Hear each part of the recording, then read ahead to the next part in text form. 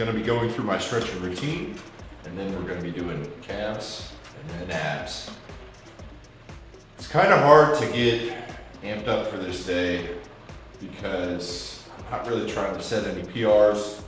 We're not moving any heavy ass weight, which is a big deal for me. That's what I live for. Gotta move that heavy ass weight.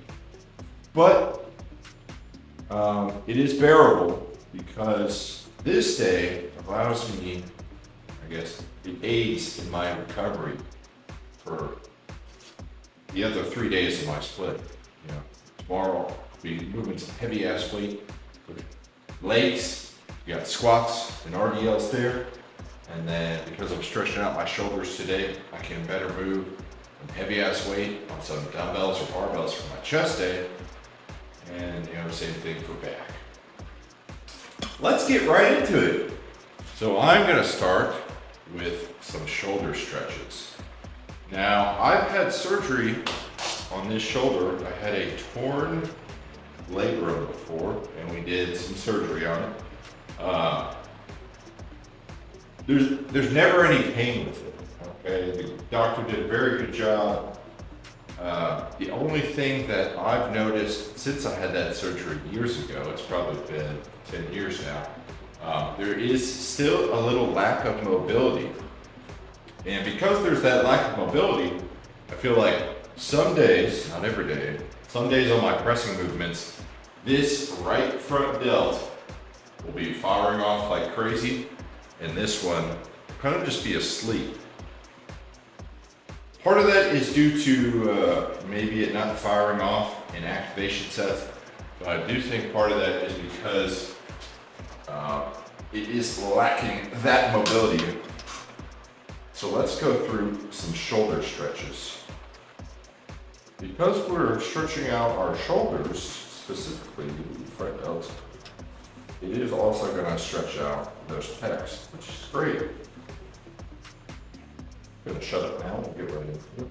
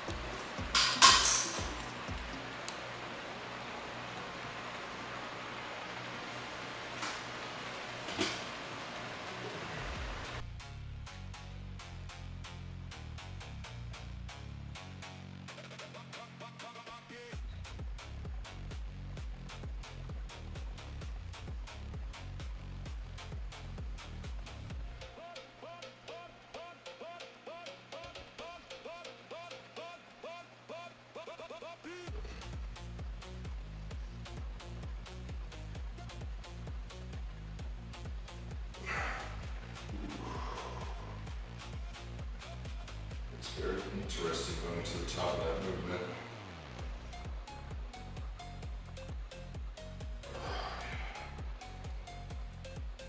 Very high weight, very low weight. It's under 10 pounds for these adjustable dumbbells, but because I'm holding them straight out, the weight feels a lot heavier. All right. On to hip mobility. Man, hip mobility is one of those things that I feel like a lot of people who lift weights, a lot of weightlifters, they kind of disregard it. I feel like a lot of them operate how I used to, and still sometimes do, where I disregard stretching out my hips if nothing is in pain. You know, if nothing's bothering me, then why do I have to do it? Well, I found that if I stick with this stretching routine, whether or not I'm experiencing pain or discomfort or whatever in my hips, the pain and discomfort never comes up. Let me just take you through the different stretches I do, and you can follow along if you like, or just add them to the end or beginning of your workout.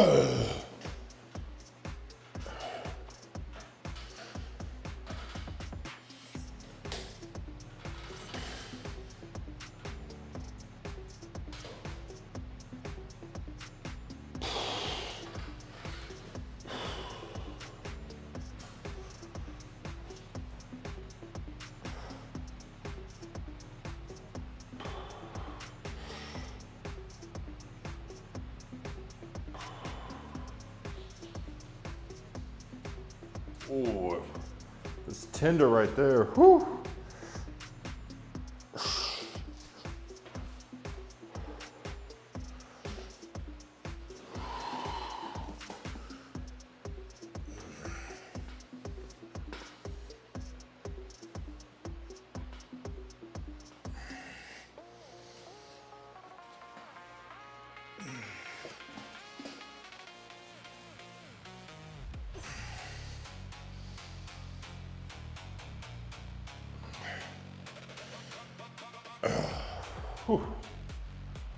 So lower back, I have the same philosophy towards lower back as I do with when I'm stretching out my shoulders and my hips.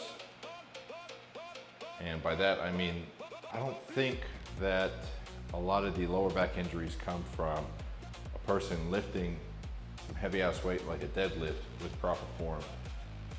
It's gonna come from when you're in an odd position that you're normally not in with lighter weight.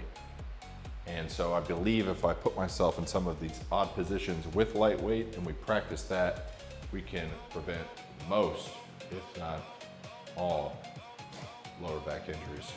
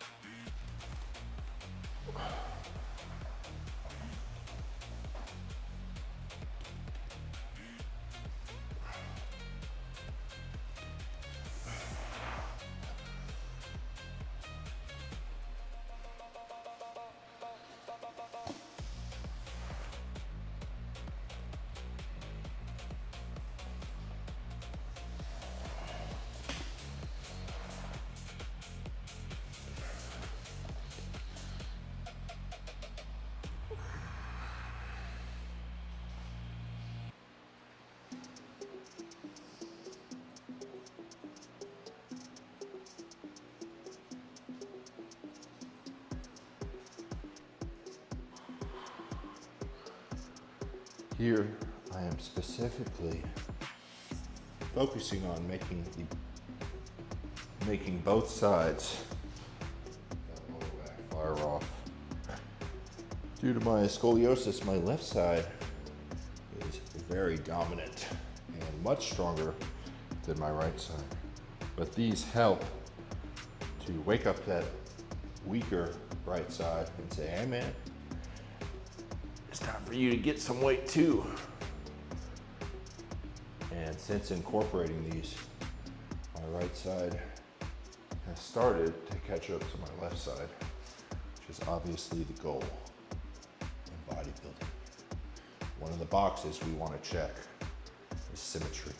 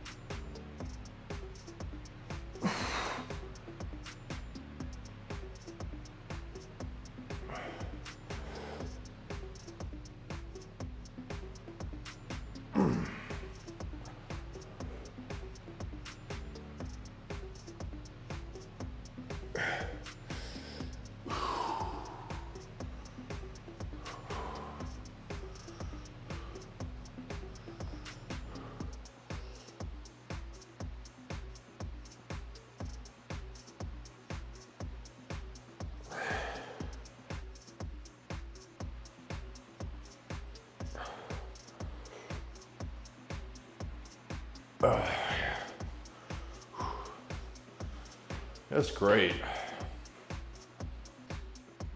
And if you're suffering from a muscle imbalance, let's say you have a quad imbalance. Okay, this is something I've personally dealt with. That quad imbalance likely stems from something else. Usually the muscle imbalance itself is a cause from something larger. So I suffered from a quad imbalance stemming from scoliosis, a lower back imbalance. That lower back imbalance also caused a glute imbalance where my right glute was at one point nearly twice as big as my left. And that caused issues with all of my leg movements and a lot of my back movements. It caused issue where I wasn't able to do barbell squat because the barbell squat itself was working left quad, right glute, and then my left lower back. So we really had to take the time, dial it back, work on that lower back imbalance, focusing on form throughout the whole movement of the squat to where it started working those weaker muscles as much, if not more, than those stronger muscles. Okay, so if you're dealing with a muscle imbalance, you have to think critically about it and you have to do something about it. You can't just ignore it. It will not go away. You have to address the problem. And I tried this with just not doing barbell back squat. I said, let me just do leg movements that do not load the spine, such as leg press and leg extension. Sure, that will address the quad imbalance to some degree, but it will not address the glutes and lower back imbalance. And to continue working out pain-free and most effectively, remember to address the root cause and not one of the symptoms. When I'm training calves, I like to have a semi-rigid sole for my shoe. The shoes I normally wear in here, they have a wider toe box so they allow my feet to splay out. And I've been wearing them to address certain foot problems and they work great for that. What they do not work great for is calf training. It's not rigid enough. The grip on them is kind of lacking. So I want to switch over to my trusty Air Force Ones, which have a much more rigid sole, very stiff. The grip, it's okay. Not too concerned about the grip because I have the 3M safety walk tape. Pro tip. I'm gonna put these on and then I'm going to tie them pretty tight. So it stays tight underneath the ankle here, so it doesn't slip off when I'm at the bottom of the movement. Okay, so last log showed 125 for 22 reps. We are going to do 130 and hopefully hit 22 or greater reps.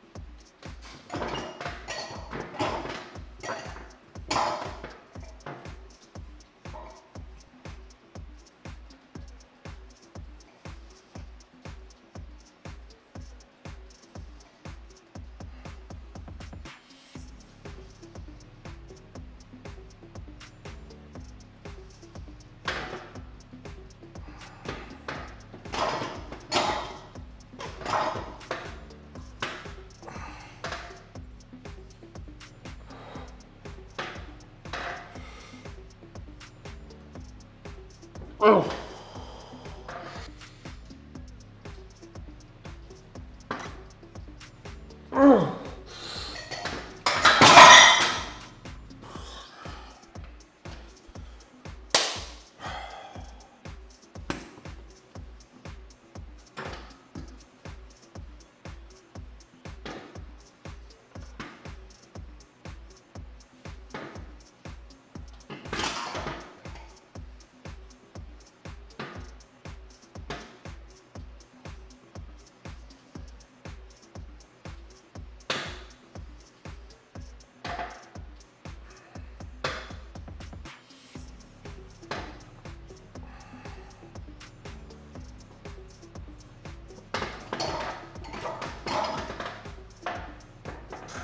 There we go.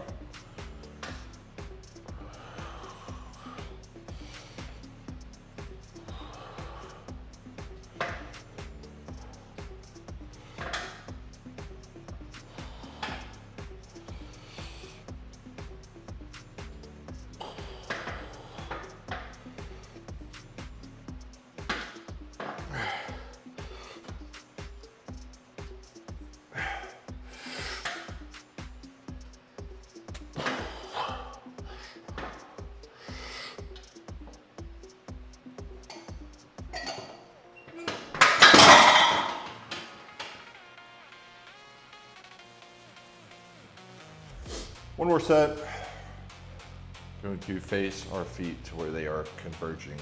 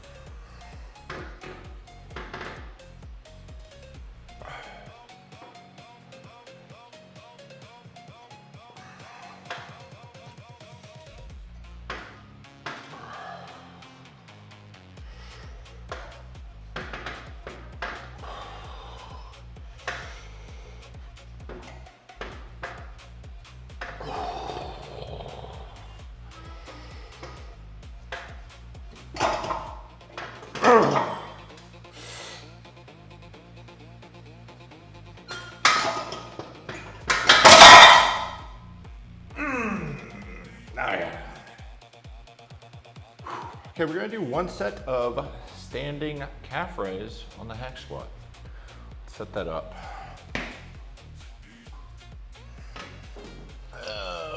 Okay. So we have my calf block here. I have this, where's it at? Here it is. I have the 3M safety tape here on each edge. That's the side I typically do calf raises on. But I want to add some just along the long side too.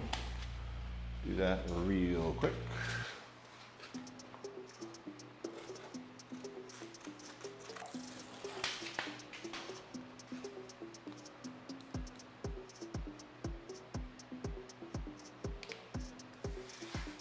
Perfect. Look at that. Beautiful.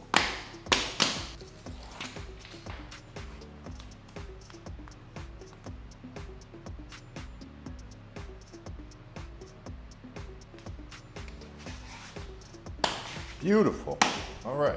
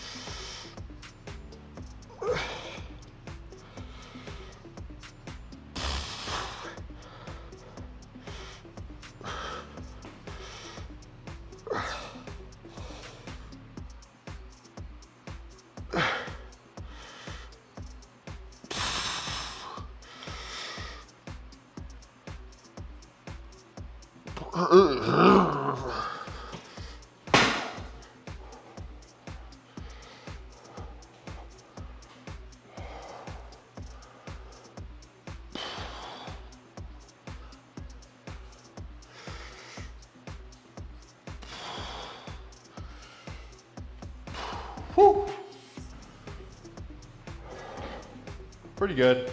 Normally I would only do seated calf raise or standing, but I wanted to switch it up.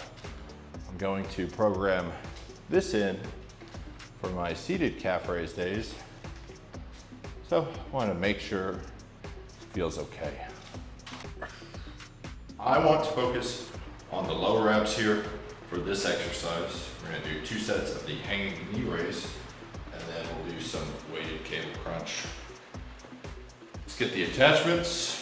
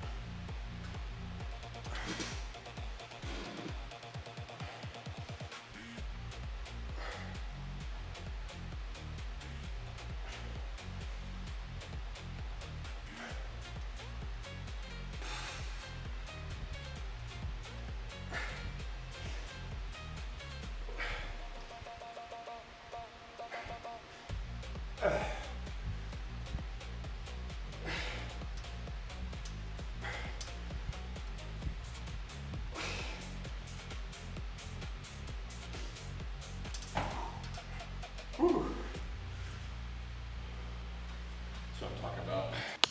All right, so we got the close grip attachment.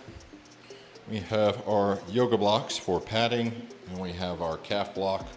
So I can actually go down past where the ground would be if I didn't have the block and get a higher range of motion, really contract those lower abs. Let me put you guys over here.